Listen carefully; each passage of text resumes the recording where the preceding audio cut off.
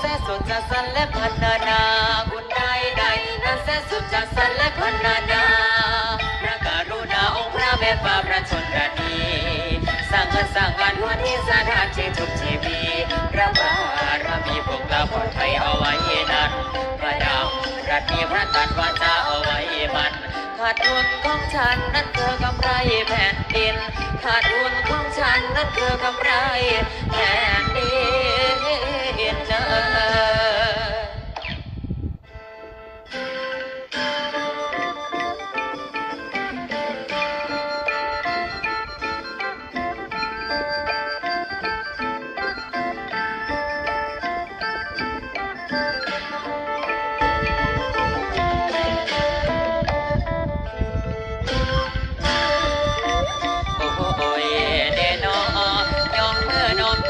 ก่อนวอนเก่าสิ่งศักดิ์สิทธิ์ทั่วดาวในคงแคว้นแผ่น